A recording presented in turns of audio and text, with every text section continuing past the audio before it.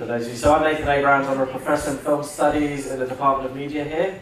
It's my pleasure to introduce, I'll just wait for talkative people to come in.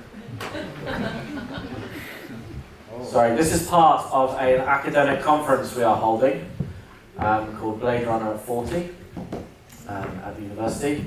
And it's the only conference of its kind, I believe, in the UK, possibly anywhere in the world. And it's been a pleasure to welcome people from all over the world in person to Bangalore to celebrate the 40th anniversary of Blade Runner, which you'll be able to watch directly after this. And as I wait for said academics to take their seats. Fantastic. So this will be a very kind of okay, so Ivor doesn't know this, but I'm now going to hand the microphone to him to now give an hour lecture. No, he'll kill me with said mic. This will be a very informal session. Ivor Powell was an associate producer on Blade Runner. He's he's still having a fantastic career that was taken in such films as 2001 and Alien. And it's a shame I didn't know Ivor back when we did Alien, the conference Alien at 40 here in 2019. But he's here now, so feel free to ask questions about. We also did a celebration in 2001 back in 2018. I didn't know Ivor then. So feel free. He played, for those of you who've seen 2001, and I expect everyone here to have seen it, and if not, that's your homework. Go home now and watch it. He played Kaminsky, one of the hibernating astronauts whom Hal Kills. I did not know this until recently, which is shocking because I'm a Kubrick expert, but evidently not. Anyway, and Ivor's most recent project is Finch, a film for Apple. So whilst this is mainly about Blade Runner, feel free to ask Ivor about any of these experiences of a long and still going career in the film industry. Right. I'll kick off with a few questions and then I'll open this up. So we have till, I don't know if they want to kick us out.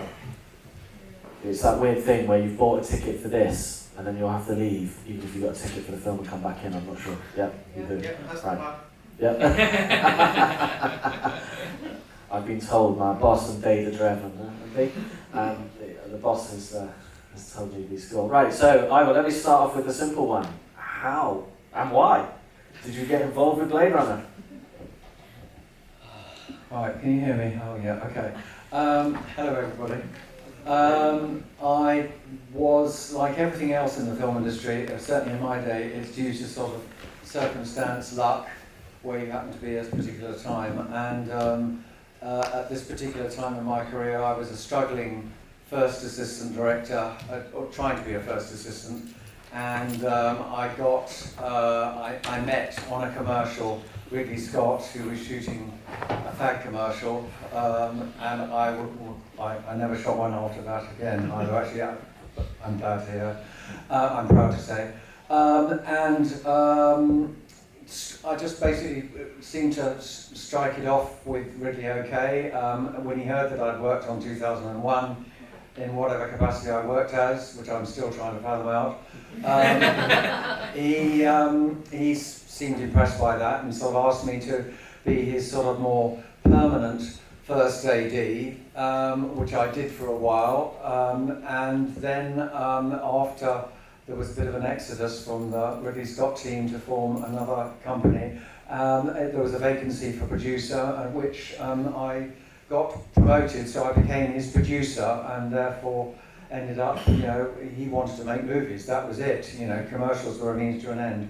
So we started off by making The Duellists, and then obviously that came to Alien, and then ultimately to Blade Runner. And I think what, if anybody's still awake, and I have not forgotten the original question. You still awake? No. Yeah, no, I'm here. This isn't about me, No, okay. How and why did you get involved with Blade Runner? Ridley was never, and I have said this oft, but he was an incredible visualizer. I mean, he always, if there was any row over anything, he would, which there were every now and again, he would impress on me that he got this degree and that degree at the Royal College of Art, and who was I to question him, etc. But he was really not interested in the things that I were interested in, which was science fiction, mainly a lot of the B movies that I'd seen in those days, and he just didn't get them. And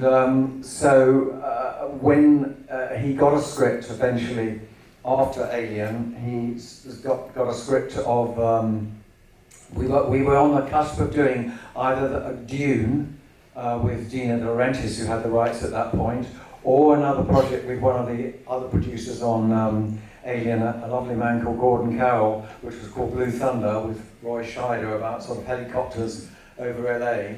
And then suddenly out of left field, this Michael Dealey from EMI Films had given us this script to read, which Ridley snatched and didn't give to me, called Blade Runner. Well, it wasn't called Blade Runner, no, it was the Philip K. Dick story, Do Androids Dream of Electric Sheep.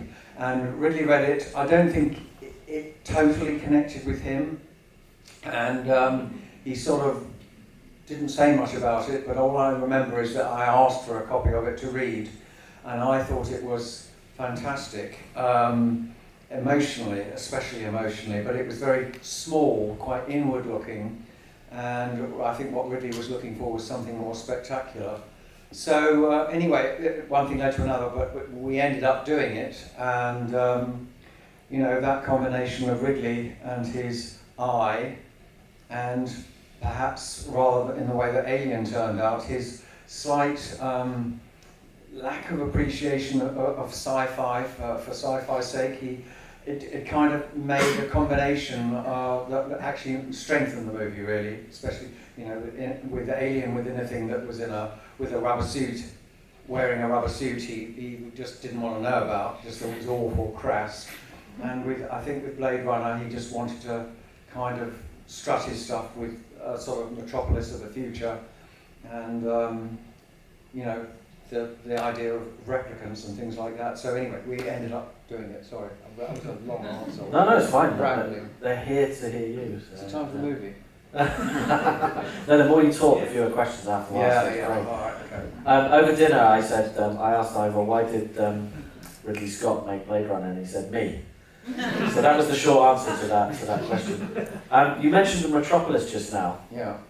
Was that an explicit influence on the film? I don't think it was. I don't remember with my fading memory whether Metropolis was ever mentioned. So I would answer probably no. Certainly, I don't think Ridley had seen Metropolis, not to my knowledge, but maybe I'm wrong. But it wasn't an influence. I don't think. No. Do you think he's seen it since? No. He's too busy making films, like 3 a year. So if anyone's got a paper for tomorrow, or editing tonight, where you, but something that was explicit was the film noir elements, right? Definitely, yeah, definitely. We loved the Raymond Chandler-esque sort of aspect of it, and the voiceover and things like that, which of course eventually got dumped. Because for whatever reason they became just not popular, and so it was not, as you probably know, it was not a successful film when it was first shown. It just did not resonate with the audience, as was 2001, which was absolutely tanked out with the majority of critics and things, and only years later did suddenly a new audience discover it. And I think to a degree, good old Ridley making his various versions of it and cuts of it, I think eventually sort of years passed and suddenly it clicked, and it found its audience with a bang, and has obviously stuck in the public consciousness since. It's interesting you say that Ridley's to you, Mr. Scott to me. Sir Scott. Sir Scott. Well, Sir Ridley then, right? He's not a fan of men and people in rubber suits, but yet it's made at least two of, there could be more, but my memory's failing, two of the most iconic science fiction films. Yeah. In Alien and Blade Runner. Yeah. Well, anyway, Gladiator was good. Okay, that brings me to my next question. So, do you have a favourite version of Blade Runner? I I think probably the latest one, to be honest, whichever version that is. As I explained, I saw it at a screening at the Albert Hall sort of in the last few years, and it suddenly, for whatever reason, whatever sort of things were going on in my mind, it's sometimes when you're close to a film, you find it very difficult to really see it from a normal person's point of view, just sitting in a seat and getting immersed in it and enjoying it. And I kept thinking of, oh, I remember when that happened, that went wrong, we had to cut that page of dialogue out. And it just was like a barrier preventing me enjoying it. But suddenly, a few years ago at the Albert Hall, just listening to it, even with an orchestra doing the Vangelis score, it just, and it being projected on a big screen, somehow it clicked for me. And I found myself, really immersed and carried away emotionally and everything. So yes, the last one, I guess, is the answer. That's the one I've appreciated most. Excellent. And just as a personal thing, and now I'm going to hand over, and this is nothing to do with Blade Runner. What was it like playing Kaminsky in 2000? I was sitting in my wee office, again, not quite sure what hat I had on, what I was supposed to be doing at that point, but anyway, one of the assistant directors working underneath the first, who was called Derek Cracknell, a very well-known first AD, came along and sort of said, Ivor, can you keep your eyes closed without blinking them? And I sort of said, I don't know, maybe. He said, come with me. So I got dragged off onto the stage, and of course they were all doing whatever they were doing, and I got slammed into this hibernaculum. I do get claustrophobic, so I'm not quite sure how I survived it. Anyway, so they just told me to shut up, keep my eyes, stop blinking, and just, stay there. That's it. And so I did, and I ended up in the film, which was quite good, really. Thus, we understand what led to my favourite performance in the entire film. Yes, absolutely. It was an incredibly You did a marvellous job of going there. Very strong, emotional performance. Just been switched off. Okay, I don't want to hog the mic, so I'm going to turn this over to you.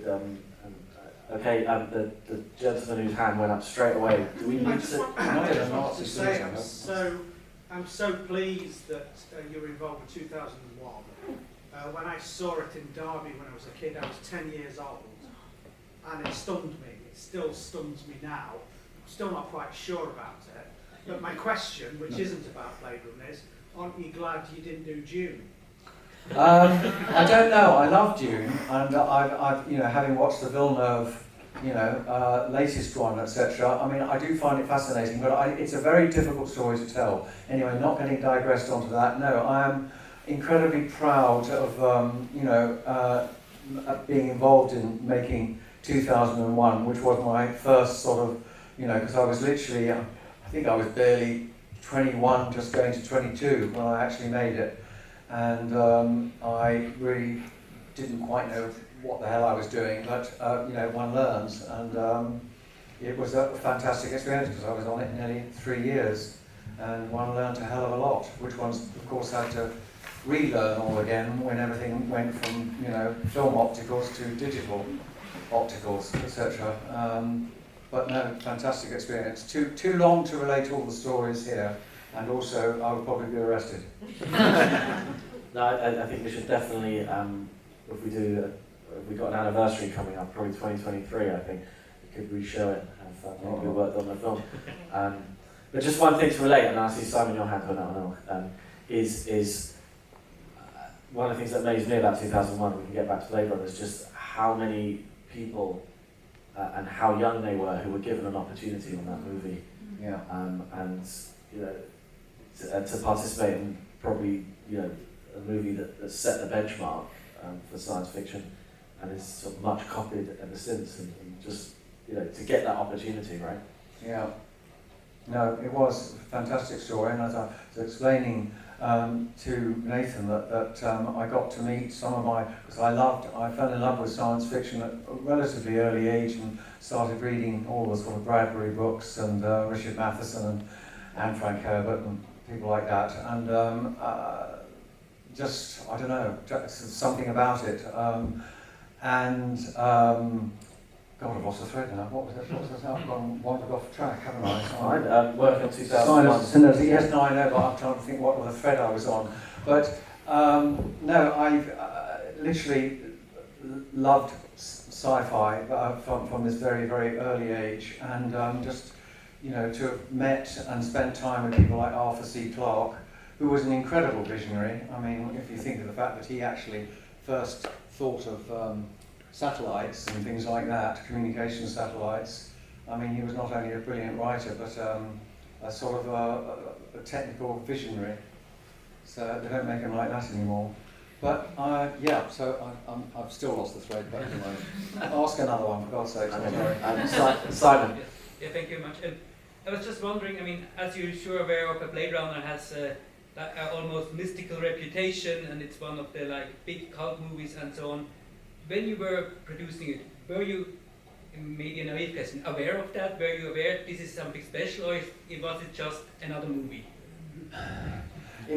I haven't really made, certainly in that capacity, that many movies. So for me, it was never just another movie. It was something pretty special. It was pretty harrowing to make. It was the first film that Ridley and I had made in another country, like in America, for example. We'd shot a lot of commercials in America, but we'd never shot a movie, and of course the unions are very strong there.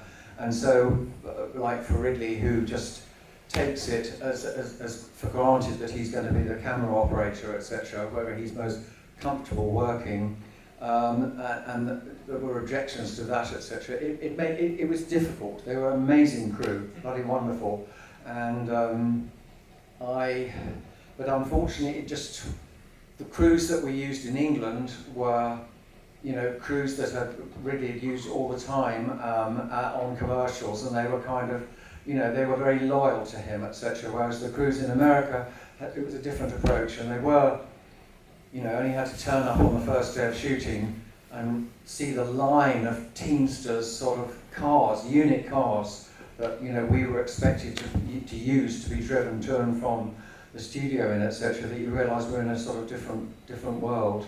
I've digressed again, I know. But was it special? No, it wasn't. It was special, yes, sorry, it was special to me, but it was monumentally difficult to make, just simply because of making film in an American studio for when one wasn't used to it, and just because we'd started building sets, just to give you an example of what things are like on this massive project, etc., when everything's riding, and then suddenly the company that you were using, which I think was called Filmways, which were putting up the finance, I think I was the first to read the trades in the morning. I read that the Filmways had gone down the toilet.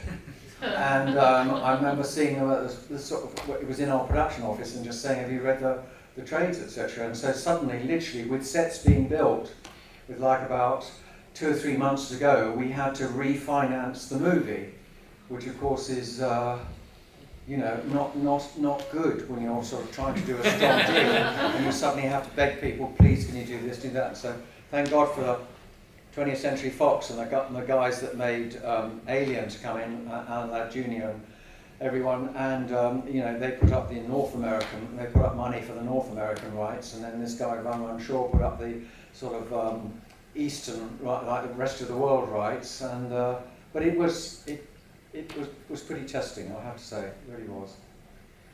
Not for the people who don't like stress. Go ahead. Since you mentioned Vangelis, I was curious at how he got involved, or also Sid Mead. I really liked. He got. I think again. I'm definitely not playing my own trumpet. It's just these things sort of happen.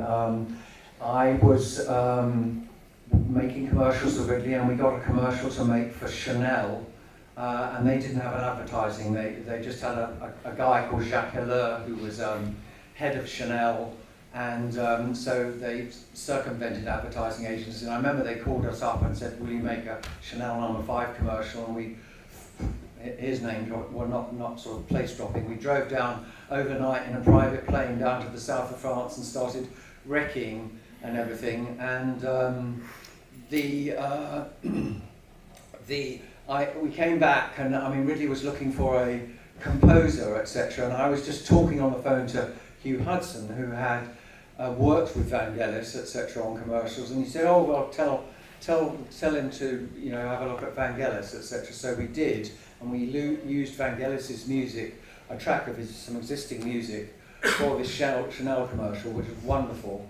And I think that's how he got the introduction to Vangelis. And then, I mean, Hugh made Chariots of Fire before us, before Blade Runner came out. But that's the sort of loose connection.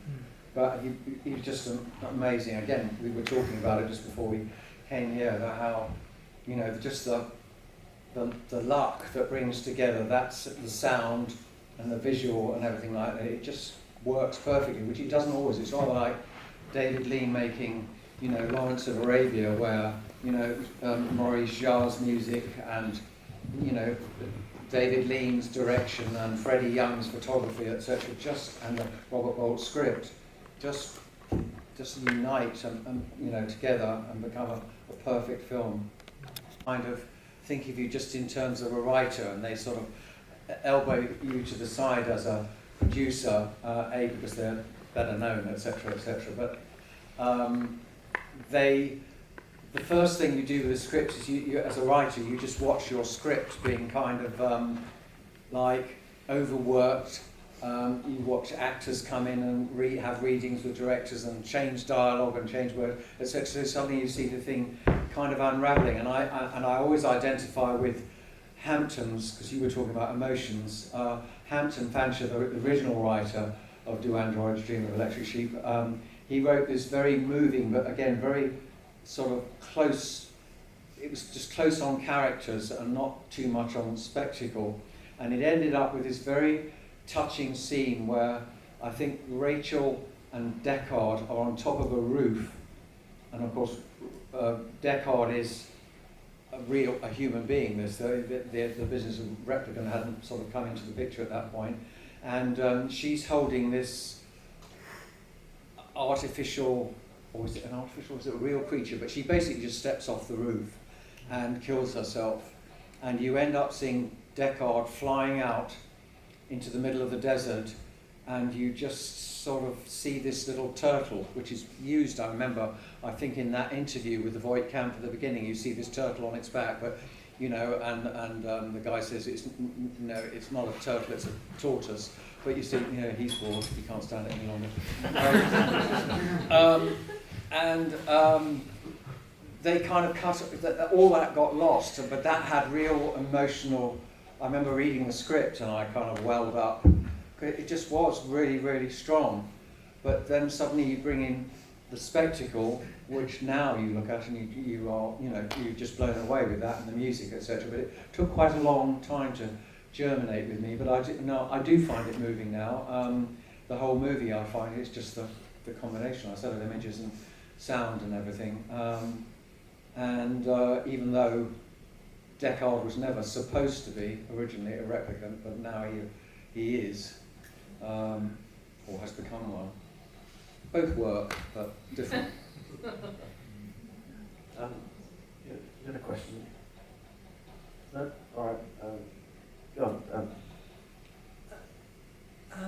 You? Am I right in thinking that there are outtakes from The Shining at the end of the? Yeah, that was me. That's what I was going to ask you. That was me calling up Stanley. I called up Stanley very humbly and sort of said that he knew of Ridley and he was an admirer of Ridley. Obviously, he'd seen Alien, so he was dead keen. And we literally just, because we had this scene that we shot at the end, and we used his footage to basically, he had billions of feet of outtakes of helicopter shots of this.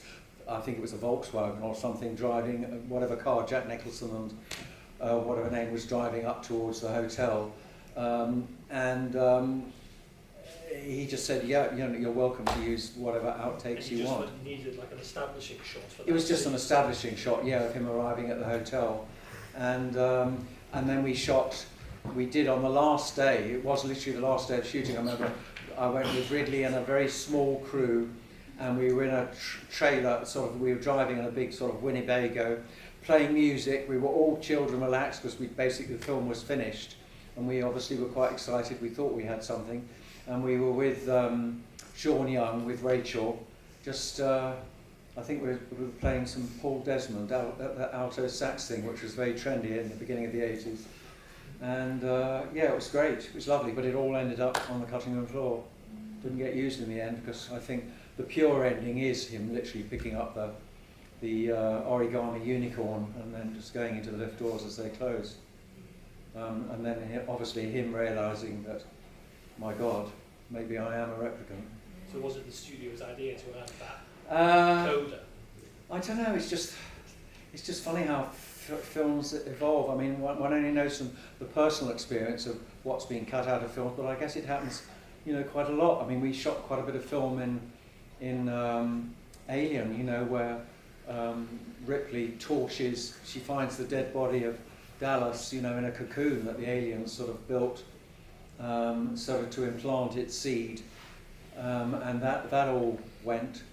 A bit shocked at that, and of course Kubrick on 2001, he had to cut, 20 minutes, half an hour out after the first critic screening, and that was a long enough film as it was. Can't say that. Just before I come, a quick Shining connection. So, what was the consideration about casting Joe Turkel as Eldon Tyrell? Yeah, Eldon Tyrell. I don't know. I think probably Ridley Mutual Admiration Society. He loved The Shining, and it was kind of Joe Turkel was, he was in some of Stanley's earliest black and white movies as well, and he was rather extraordinary. He was kind of, I don't know. There was something completely unreal about him, especially the way he was putting his glasses and everything. Those oversized glasses. It's interesting because he's kind of the devil in The Shining. He's God in a godlike figure in Blade Runner. Go on. Yeah, I was curious how much tension there was between the studio and Ridley Scott, would say, and how much kind of narrative input the studio had over on Blade Runner. Yeah. Well, that was one of the problems, of course, when you get taken over. I mean, Tandem came in. This is this guy called Jerry Perenchio, who was principally, he made his money out of boxing promotions, sort of Las Vegas type stuff. And then there was Bud Yorkin and Norman Lear. And Bud Yorkin was a very, quite an opinionated, but a great filmmaker, but had never made anything like this. None of them had made anything like this. And so they came in, because they, for whatever reason they came in, and they basically guaranteed completion. And our budget, I think our budget was set about 24 million, which was a hell of a lot in those days, because like Star Wars had been made a few years before, and Alien, which was around 9.9 million. So this was a lot of dosh. And I remember they came in, and then suddenly we began overrunning, and Norman, what's his name? Sorry, not Norman Lear, Bud Yorkin, who was on the set mainly on the time. He was the main person on point, and he got quite vociferous, put it that way. I remember in the scene where Joanna Cassidy was, shot by Harrison Ford, by Deckard, and everything going through the plate glass window. He was there and just say, I'll have to use expletives if I do it. But anyway, get that. Can you not get that man off this set? And it wasn't fun, because he didn't appreciate it, and I can understand that, because they had to put up like an extra, which was again a lot of money, because we went up to about 29 million in the end, so they had to put all that completion money up to finish it. Obviously, the artwork for the sort of Mobius type artwork for everything on that was pretty bloody amazing. But no, there wasn't really. I mean, Dan and Ronchu said on the picture, again, now looking back, were probably not very well treated. We kind of looked at them as kind of, they made this little film, whatever it is, Dark Star or something like that. But this, I think Walter Hill and David Giler, who are brilliant writers in their own right, they took the script over and kind of rewrote it, made Sigourney, the Ripley part into a woman. They kind of took that B-movie curse of it and made it gave it a kind of A-movie gloss. And of course Walter Hill was going to direct it originally until he decided to go with the Warriors. So the answer to that, the short answer is no. But they were, I mean, Dan, who wrote again on this thing that Ridley and Nelly did, you know, the Blue Thunder thing, he wrote that. He co-wrote the script with another guy, Don Jacoby, I think is his name. So, you know, and he's sadly no longer with us, but, you know, he had, you know, he came back from, as I'm sure you know, came back from Paris, you know, the Jodorowsky project had collapsed, and he just was sleeping on Ron Choussette's couch, I think. No money, no anything, and suddenly he had the idea for Alien, but the thing that sold it was the chestburster. That was what made it different, and that's what stuck in everybody's mind, and suddenly, you know, got it picked up by the Walter Hill lot, by Brandywine and 20th Century Fox. You know, just ask another one, again, one of those great what ifs, and it also kind of connects into, you know, John Carpenter's thing. Stacey Nelkin was cast as Mary, the 5th or 6th replicant. I mean, yeah. Beyond the test screening, was there any footage used? Not to my memory right now. No. Just you mentioned the name now, and it doesn't actually click with me. I vaguely remember it, but I don't remember. Ever shooting anything. She was in, I think, the same year, Halloween 3, Season of the Witch came out, where she revealed to be a robot in that. So I guess, you know, she did get a crack at being an artificial person in some way. Yeah, not a robot. No. Android. Yeah. If you want to see a good robot, see Finch. I bet not a single person here has seen Finch. No? We have. Yeah? Oh well, that's good. Jeff's a good robot. It's got Tom Hanks in it. 15, he's watching playing for the first time tonight. So I'm passing it by loads of the film. But we saw Finch and we were desperate to ask a question. If you can tell us anything about it, we lived there. Yeah. If you have a question about Finch, go ahead. Yeah. What? Well, the question we thought was, you know, did you meet Tom Hanks and anything about creating? No, nothing. I mean, Tom's obviously, you know, he's a nice guy. We're trying to see if we can get the excitement sort of stimulated to get a possible sequel. But again, it's a whole different world that we're working in. And even though, not to be too much of a spoiler, Tom obviously doesn't survive the first one. They want him in the second one. It's quite difficult. Well, they did it in Dallas. Yeah. That's probably a reference lost on half of people. No, they were, you know, it was good. It's good. Yeah. Yeah, we watched it. It came straight onto Apple, and we were blown away how good it was. No, it is a good film. Just disappointing not having it, you know, have a proper cinema run, because I think under decent circumstances it would have done pretty well. You know, more than one person or so here would have seen it. You know, it was originally called BIOS, which is a much more sort of intelligent, intellectual sort of idea, meaning, you know, backup input output system, and then the Greek meaning the sort of meaning of life, etc. In ancient Greek. And but I think, and this is really me being a bit glib, but the Americans, certainly the audiences that were brought in to sort of see it, immediately thought that BIOS was a washing up powder. Yes. And so they decided to change the title. Yeah, go ahead. Just a quick question about, you mentioned don't say robot, right, or don't say android. I'd read that there was a sort of taboo on certain words, right? Don't say android, say replicant. Don't say bounty hunter, say Blade Runner.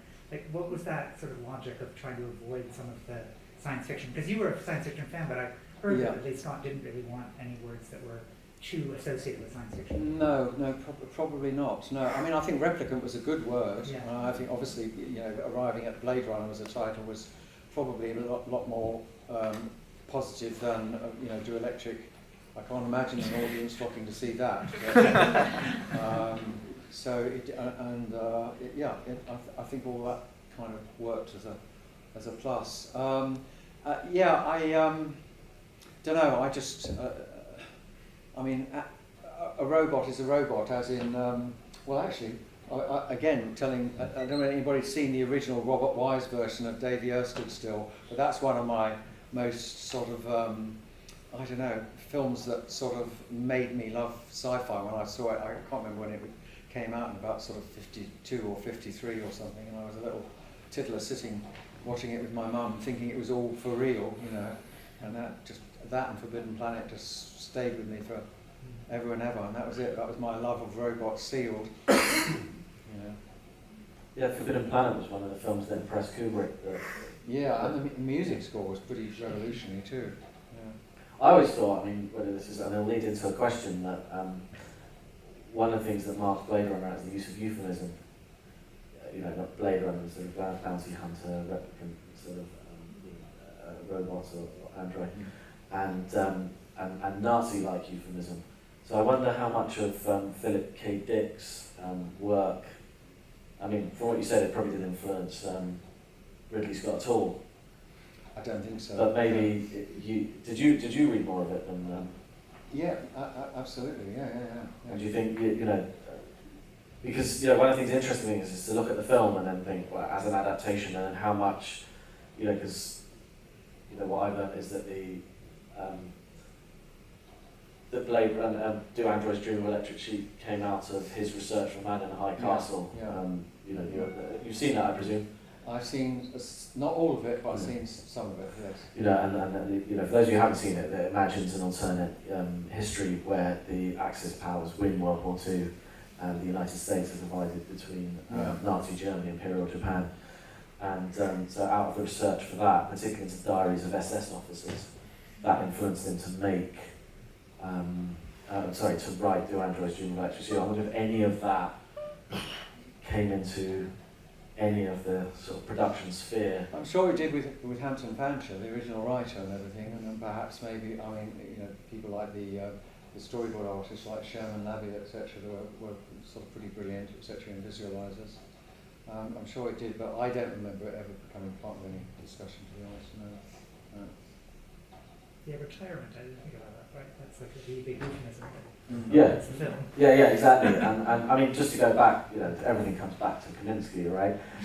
When Hal Kills Murders. Well, it's, you know, the greatest euphemism in cinematic history, life functions terminated. Yeah. And you can draw a direct line almost between that and retirement. They don't say, to me it is a Nazi-style euphemism, which definitely has a direct link to Philip K. Dick, but it has any, you know, the film's kind of between the two.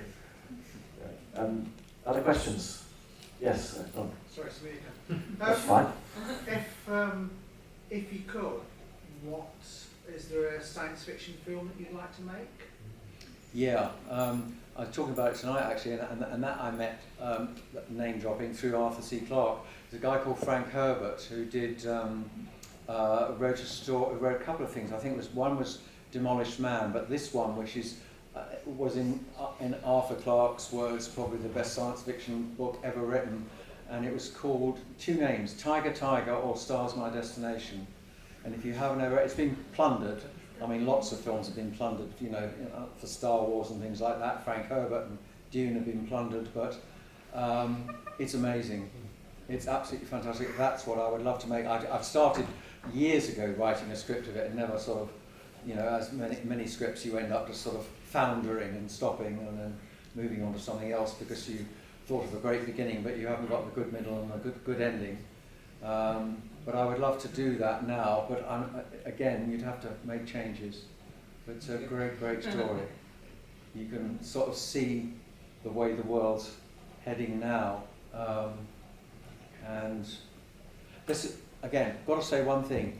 Just even at my level of being, you know, I like to be involved emotionally when one writes, and if you can't emotionally sort of empathise with your characters, then for me, if the story works or not is not as important as if you really identify with the characters.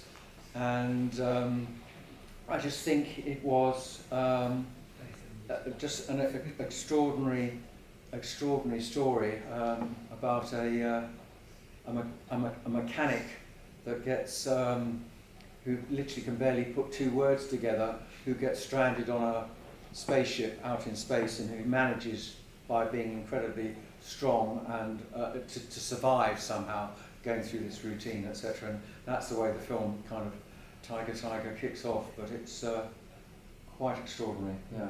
I changed over subjects then, I know, and I was about to say something else, but I forgot, but so I went back to Tiger. I don't know. Really, dementia. I don't know if you can see from here, but on Ivor's left lapel, there's a little rocket Yes. from Tintin's Destination Moon. Yeah. So that's also an answer to your question, right? Another film, there was an original film called Destination Moon, wasn't there? There was indeed. Which yeah. I think was another one that Kubrick watched in preparation for 2001. Yeah, yeah. So The one- everything leads back to Kubrick. One to watch actually that was part of anybody that joined 2001. You're made to sit this, it was a Canadian film and you can get it on the internet because I did recently. It's called Universe, made by the National Film Board of Canada, and it's about a 20-minute, half-an-hour film which sort of shows an astronomer going to work in the morning and kind of slowly moving out of, past the moon, out through our solar system, and then the great sort of void beyond, and then the next galaxy, blah, blah, blah, blah. And it kind of puts it into the most amazing sort of childlike perspective, and it's well worth, even though it's been made like, God knows how long ago, probably in the 60s, it's a wonderful watch. Great. Well worth it. Yeah, go on. Blade Runner's got one of the great ensemble casts, I think.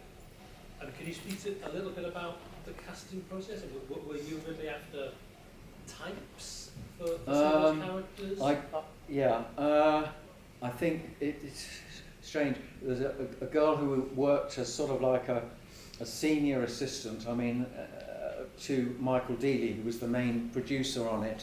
And Katie Haber, I remember, was responsible for bringing our attention to, was responsible for bringing in Rutger Hauer, making us look at one of his most recent films that he shot. And so that's what got his, our attention focused on him. Harrison, I think, was already kind of involved. He wasn't huge at that point, but obviously he just made Indiana Jones, and so was suddenly growing rapidly. And obviously made Star Wars. That's a little film. I'll try. How the casting. I don't know really, because I just sat there. And to be honest, I sat through some of the cast, not all of them, but some of the casting sessions. And I remember getting strongly told off by Ridley, etc. And I think all of them turned on me at one point, because I think who was the lovely girl that played Pris? Daryl Hannah. Yes, she came in and she was absolutely gorgeous. And I made some sort of gurgling noise as she left and went out after it. And they all said, "Ivor, be quiet," etc. Anyway, that's it. So that's all I know about casting. It is fun, though. It's kind of fascinating because you've got Rutger Hauer as this sort of image of perfection, right? And then you've got, I can't even remember the actor's name, the guy who plays Leon. So you think, you can see Rutger, unfair to Leon, but I can't think of his last name. You've got this Aryan type, and I think that was deliberate, wasn't it? Yeah. And then Leon, who seems the opposite. Yeah. Just a thought. Yeah, just sort of, just another funny anecdote of casting, etc., which is just sort of typical. There was a scene that Dan O'Bannon, I think they wrote originally, etc., where Ripley and Dallas, the captain, had a kind of thing going where they sort of jump each other's bones when in times of boredom or stress or whatever it is. And I think they, quite early on in the process, you'd cut to this scene up in the cockpit away from everybody else is asleep or doing whatever they're doing, and basically they're getting their leg over upstairs out of sight of everybody, just for sexual relief. And so good old Ridley, who likes to sort of get close to the mark fairly early on, when we cast Ripley, poor thing, she was brought over, and one of the scenes she had to do, not with the actual, with a substitute cast member, but she had to basically certainly strip off from the top like that and play the scene in amongst all a small unit who in theory was sort of because 20th Century Fox insisted that we do a casting tape of her, because she was virtually unknown. So she, poor thing, she had to be put through all that, but she was bloody good, great. I can't imagine it without her. Or Veronica, the old Lambert. And what was Ridley like with actors in general? What? Where she stripped off? No, just as a director of actors. Yeah, no, he was fine. He was fine and all that. I mean, he'd been used. God, he was. How many beautiful women? No, I didn't mean that specific scene. I just meant in general. That, like Kubrick found, I think the hardest part was actually having to work with the actors. Then. Well, yes, that's why he did so many takes. Yeah, his way of. And what was it like with Ridley Scott? Both he and his lovely brother were renowned for doing lots of takes, and certainly Ridley was no exception. And he just, he wasn't the best communicator always then, but what can I say now? Because suddenly this guy has become one of the most, Jesus, and he's still shooting. Napoleon, my God. So yeah, he's a hero. No, he really is. No, I mean, I may be funny about it, but I miss the energy of working with somebody like that. He was absolutely incredible. Absolutely incredible. Difficult, but amazing. Do we have an... You want to wait? Yeah. Just a question about, you're talking how much has changed and like the new film going straight to like video on demand. What have you found easier about making films now versus then, and harder from like Blade Runner and thinking? Well, going over to, all I can tell is that just personally, sort of recent thing is one went over to make this film in the States in New Mexico, and suddenly it's like a crew of 300 people. I mean, trailers are everywhere. I know it's a bit of a joke, but I've never had a trailer in my life.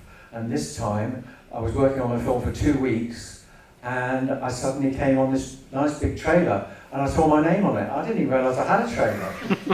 And so I used to sit in there nervously just to sort of justify it.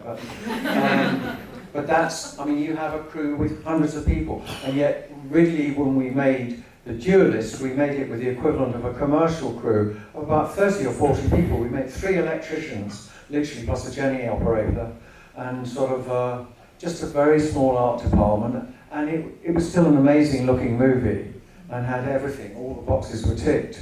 Beautiful music, and we got a Cannes jury prize. And so you can do it. One made a small movie called The Dreamer. You should try and see that on the internet as well, because that's worth it, because that's about the future and replicants. But one made that with a tiny crew, and so I don't know. I found making the film, because I've been making commercials for years and years until I just finally sort of decided, sort of around 2000 or something, having that I was going to now go back into try and bring a full-time writer and try and see if one could make it work. And I had making commercials had sort of gone through the very beginning of the digital revolution, where suddenly you had video assists and all that.